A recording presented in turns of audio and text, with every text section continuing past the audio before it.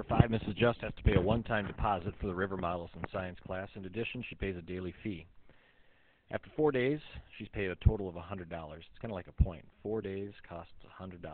After 7 days, she's paid a total of $130. It's another point. 7 days, she's paid $130.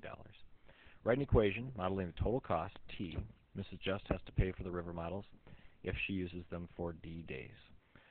Okay, so we want to think about, if we're going to write an equation, we need two things. We need the slope, in this case, how much is it going up per day, and B, our y-intercept, how much does she have to pay for that upfront fee?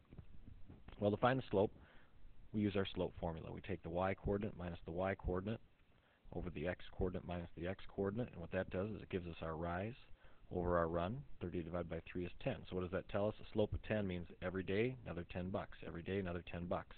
So our equation is going to start y equals 10 times x, $10 times the number of days.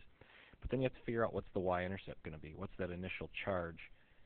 And there's a couple ways to look at it. I mean, one way is to think very algebraically and say, well, if this point is on the graph, then it has to make this equation true.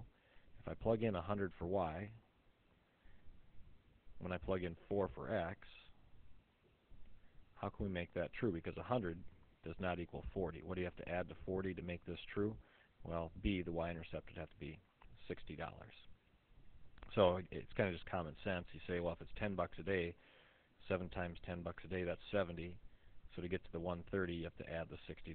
So our full equation, we figured out our cost per day was $10 times the number of days, plus that initial fee we figured out was $60.